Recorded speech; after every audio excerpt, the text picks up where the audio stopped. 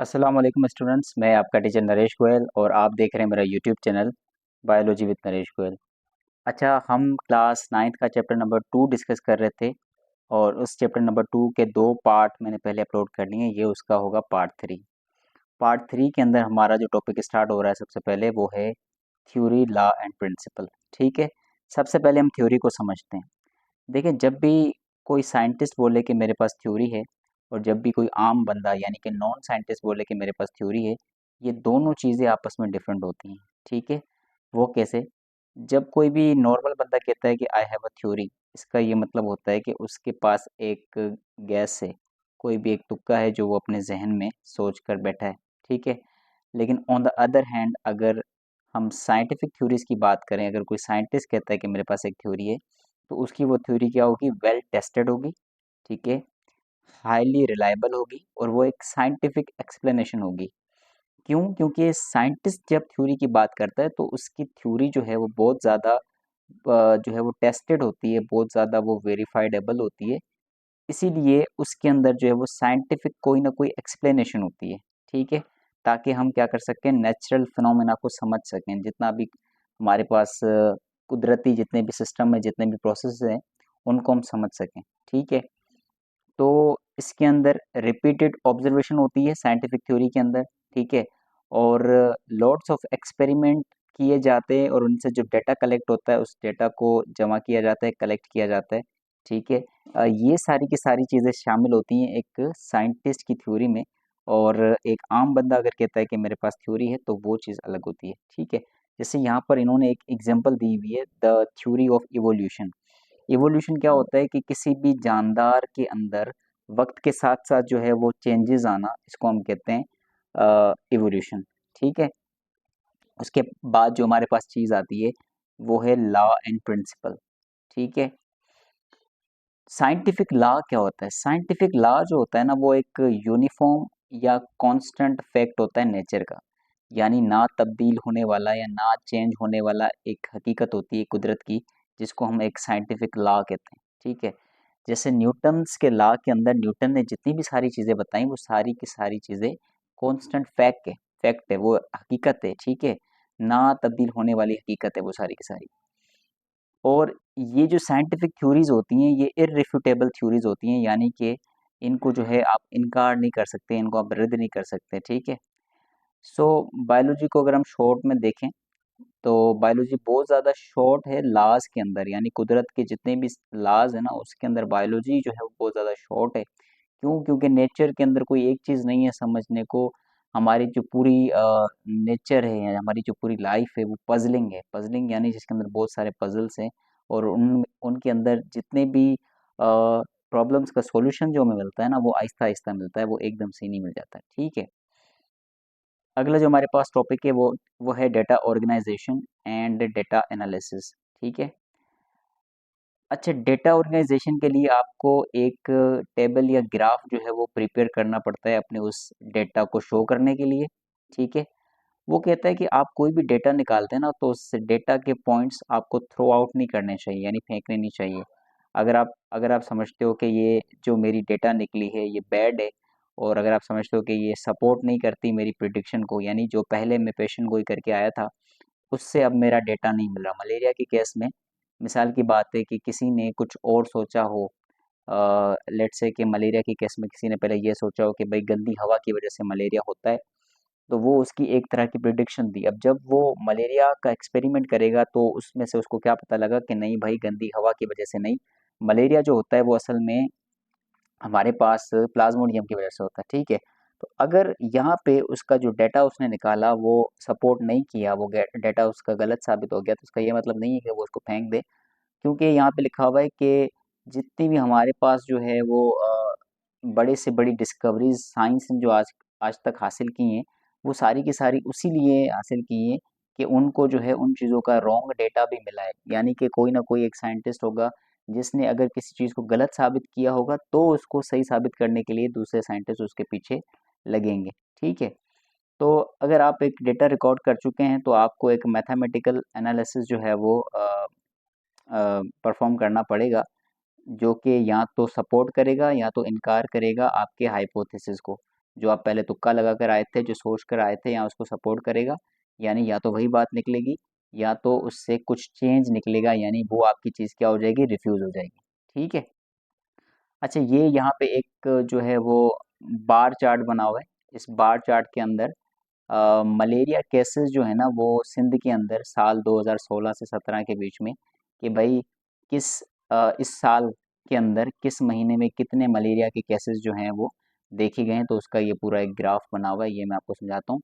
अ, इस साइड पे नीचे की जानिब जो है वो क्या लिखे हुए हैं, मंथ के नाम लिखे हुए हैं, जैसे ये फेब, मार्च, अप्रैल, मई, जून, जुलाई, अगस्त, सितंबर, अक्टूबर, नवंबर, दिसंबर, और दूसरा जनवरी। ठीक है। अब और इस तरफ अगर आप ऊपर देखेंगे, जो ये वाली साइड है, ये है नंबर ऑफ मलेरियल पेशेंट या मलेरिया पेशेंट, यानी मलेरिया के जितने भी पेशेंट हैं उनका नंबर, उनकी तादाद। ठीक है। यहाँ पे अगर आप गौर करें तो ये फेब के महीने में ये जो ग्राफ इंडिकेशन दे रहा है, ये तकरीबन 1000 और 2000 के बीच में दे रहा है।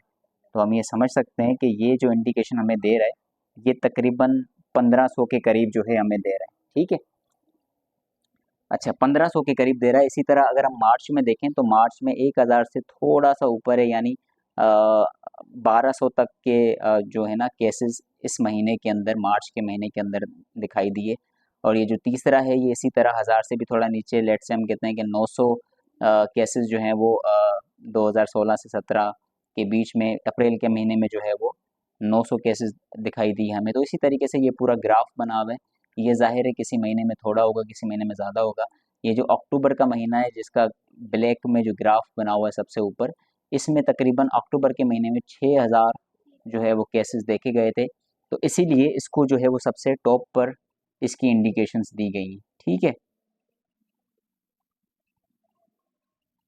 ये एक और पाई चार्ट बना हुआ है, सर्कुलर चार्ट जो होता है, जिसके अंदर इन्फेक्शियस डिजीज़ेज़ पाकिस्तान के अंदर 2000 साल 2006 के अंदर जो हुई थी, उनके बारे में कुछ डेटा लिखा गया है। ठीक है। तो देखिए ये सारी की सारी चीज़ें जब हम डेटा बनाते हैं, जब हम कैलकुलेशन करते हैं बायोलॉजी के अंदर, तो यहाँ पर कहीं न कहीं मैथमेटिक्स का भी जो है वो बहुत बड़ा रोल होता है। मैथमेटिक्स भी जो है बायोलॉजी के अंदर शामिल होती है। ये आगे हम टॉपिक पढ़ेंगे भी सही कि मैथमेटिक्स किस तरीके से हमें बायोलॉजी के अंदर मदद करता है। तो ये अगर हम पाई चार्ट देखें तो इसके अंदर 51% जो इसका हिस्सा है वो हमारे पास एक इन्फेक्शियस डिजीज़ होती है, जिसको हम कहते हैं ARI, यानी एक्यूट रेस्पिरेटरी इन्फेक्शन। ये हमारे रेस्पिरेटरी ट्रैक्ट जो होता है उसका एक इन्फेक्शन होता है।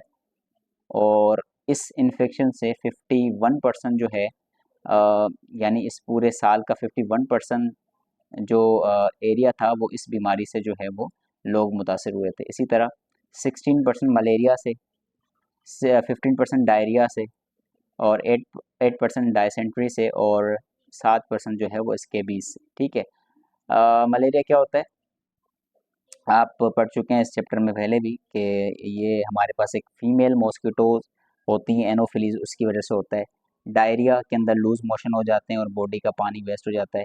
इसी तरह ये डायसेंट्री, पेट की गड़बड़ी वगैरह, पेट में मरोड़ वगैरह आना, उसको डायसेंट्री कहते हैं। ठीक है। इसी तरह स्केबीज और 3% जो है वो दूसरी बीमारियां भी होती हैं। तो इन सब को मिला के ये पूरा जो कैलकुलेट करके बता रहे हैं, ये असल में एक पाई चार्ट कहलाता है। ठीक है। वो कहता है अगर आपको डेटा एनालिसिस करनी है तो आपको स्टेटिस्टिक के कुछ मेथड्स अप्लाई करने होते हैं, जैसे कि रेशो और प्रोपोर्शन। तो इसको जो है वो समझ लेते हैं। सबसे पहले रेशो क्या होता है, कंपैरिजन ऑफ टू वैल्यूज़। ठीक है। दो वैल्यूज़ को जब आपस में कंपेयर किया जाता है तो उसको हम जो है वो रेशो कहते हैं। जैसे एक फ्लावर की बात हो रही है कि एक फ्लावर है जिसके पास 4 सेपल्स हैं और 12 पेटल्स हैं। याद रखिएगा, सेपल्स जो होती है ना किसी भी फूल की, सेपल्स उसकी ग्रीन वाली छोटी पत्तियां होती हैं, और पेटल्स जो होती हैं वो बड़े वाली रेड पत्तियां होती हैं। ठीक है। तो एक फ्लावर है जिसकी 4 सेपल्स यानी छोटी वाली ग्रीन पत्तियां हैं और 12 उसके पेटल्स है। तो इसका अगर आप रेशो बनाना चाहें सेपल्स टू पेटल्स, तो वो हमारे पास क्या होगा, 4:12। ठीक है। इसी तरह दूसरी जो हमारे पास चीज़ होती है वो होती है प्रोपोर्शन। प्रोपोर्शन हमें ये बताता है कि जब दो रेशोज आपस में इक्वल हो, अगर मैं 4 और 12 को डिवाइड करने जाऊं तो 4 का टेबल 4 पे एक बार लगेगा और इस 12 के ऊपर 3 बार लगेगा। ठीक है। तो यही हमारे पास आ गया 1:3। यानी अब अगर मैं इस पूरे को हाईलाइट करूं, ये जो पूरा मेरे पास जो बनेगा 4:12, ठीक है, बीच में प्रोपोर्शन, फिर 1:3। अब ये पूरा का पूरा एक प्रोपोर्शन है मेरे पास जो कि मुझे ये बता रहा है कि ये मेरी लेफ्ट साइड और ये मेरी राइट साइड दोनों की दोनों क्या है, बराबर है। सही है। अच्छा, उसके बाद ये बता रहा है कि भाई मैथमेटिक्स एक इंटीग्रल पार्ट होता है किसका, साइंटिफिक प्रोसेस का। तो मैथमेटिक्स जैसा कि मैंने आपको बताया था कि बहुत ज़्यादा इंपॉर्टेंट रोल प्ले करता है समटाइम्स बायोलॉजी के अंदर। तो आप इमेजिन करें कि आप एक बायोलॉजिस्ट हैं, ठीक है, मेरी दुआ है कि आप सब बन जाएं। आप एक बायोलॉजिस्ट हैं और आप इंसेक्ट की पॉपुलेशन को जो है वो काउंट करना चाहते हैं। तो अच्छा, वो जो इंसेक्ट की पॉपुलेशन आप फाइंड आउट करेंगे वो अलग अलग रीजन्स में करेंगे, ठीक है। फॉर एन एग्जांपल, आप किसी एक स्पेसिफिक जगह पर गए, वहाँ पर आपने इंसेक्ट की पॉपुलेशन को काउंट किया और यही सेम चीज़ आप करते रहे दूसरी अलग अलग रीजन्स की पॉपुलेशन को काउंट करने के लिए। मतलब आप कंपेयर करते आए, पहले आपने किसी एक इलाके में आप गए, वहाँ आपने पॉपुलेशन को काउंट किया, फिर आप दूसरे में गए, वहाँ आपने एक पॉपुलेशन को काउंट किया, फिर आप दोनों आपने क्या किया कि दोनों पॉपुलेशन को कंपेयर किया और एक एस्टीमेट निकाला, एक अंदाज़ा निकाला कि भाई पॉपुलेशन जो है इन दोनों रीजन्स की या इन दो से ज़्यादा रीजन्स की कितनी हुई। तो वो कहता है कि इस मरहले में, इस स्टेप में, इस अमल के हर स्टेप में आप जो है वो डिपेंड करते हो किसके ऊपर, मैथमेटिक्स के ऊपर। क्यों? किसी चीज़ को नापने के लिए, किसी चीज़ की प्रिडिक्शन यानी पेशन गोई करने के लिए, ताकि आप अंडरस्टैंड कर सकें नेचुरल फिनोमेना को, कुदरत के जितने भी कानून हैं, कुदरत के जितने भी प्रोसेसेस हैं, उनको आप समझ सकें, ठीक है। बायोलॉजिकल मैथमेटिकल बायोलॉजी जो है वो क्या होती है, ये एक फील्ड होती है, शायद मैंने ब्रांचेज में भी पढ़ाई थी, पहले चैप्टर की जो 15 ब्रांचेज है उसमें से एक ये ब्रांच भी थी, मैथमेटिकल बायोलॉजी, ठीक है। ब्रांच थी, आई थिंक रिलेशन था, ऐसा ही कुछ था, हमने पढ़ा था पीछे, ठीक है। तो ये जो मैथमेटिकल बायोलॉजी होती है ना, ये एक फील्ड है रिसर्च की, जिसके अंदर हम मैथमेटिकल रिप्रेजेंटेशंस देते हैं बायोलॉजिकल सिस्टम को समझने के लिए। यानी मैथ को इस्तेमाल करके कुछ ग्राफ वगैरह, जैसे हमने पीछे अभी हम देख कर आए, इस तरह के कुछ ग्राफ्स, इस तरह की कुछ रिप्रेजेंटेशंस हम देते हैं ताकि हम बायोलॉजिकल सिस्टम को समझ सकें। कोई भी बीमारी है वो किस महीने में, किस साल में कितनी कितनी हो रही है, और उससे जो है वो क्या क्या प्रॉब्लम्स हो रहे हैं, कब वो ज़्यादा हो रही है, कब वो बढ़ रही है, सारी की सारी चीज़ें जो है ना, ये मैथमेटिकल रिप्रेजेंटेशंस कहलाती हैं, ठीक है।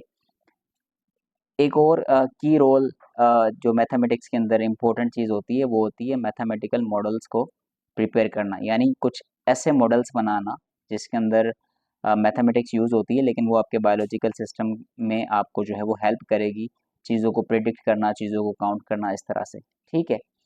तो असल में यहाँ पर कुछ इक्वेशंस होते हैं, कुछ फार्मूला होते हैं, ठीक है, जो कि प्रिडिक्ट करने में या डिस्क्राइब करने में किसको, नेचुरल अकरेंस में मदद करते हैं। मतलब कोई भी कुदरती चीज़ पाई जा रही है उसको, उसकी पेशन गोई करना, उसको बयान करना, इन सारी की सारी चीज़ों में ये मैथमेटिकल्स मॉडल्स जो हैं वो काम आते हैं, ठीक है।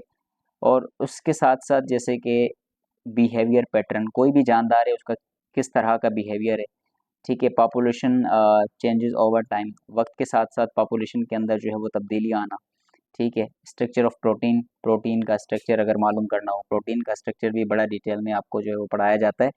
इसके अंदर प्राइमरी, सेकेंडरी और टर्शियरी स्ट्रक्चर ऑफ प्रोटीन भी होता है, ठीक है। इसी तरह हाइट ऑफ लिविंग ऑर्गेनिजम्स, कोई भी जानदार है उनकी हाइट जो है उसको नापना, उसको देखना, ठीक है। पॉपुलेशन ऑफ इंडेंजर्ड स्पीशीज़, ऐसी स्पीशीज़, ऐसे जानदार जो कि अभी ख़तरे में हैं, उनकी पॉपुलेशन को जो है वो काउंट करना, ये इसके अंदर भी आपको मैथमेटिक्स का इस्तेमाल करना पड़ेगा कि भाई फॉर एन एग्जांपल कोई भी एक पॉपुलेशन है, उस पॉपुलेशन के अंदर जो है वो किस तरह के जो जानदार हैं खतरे वाले हैं, तो उनकी पॉपुलेशन अलग से काउंट करके उनको भी रखना। इसके साथ साथ बैक्टीरियल ग्रोथ है एंड सो ऑन, बैक्टीरिया जो है वो कितनी ग्रोथ करता है, कितनी बार मल्टीप्लिकेशन करता है और कितने अपने नंबर, कितनी अपनी तादाद को बढ़ाता है, ये सारी की सारी चीज़ों के अंदर ना कहीं मैथमेटिक्स जो है वो इन्वॉल्व है, और मैथमेटिक्स की मदद के साथ ही आप ये सारे के सारे काम कर सकते हैं, ठीक है।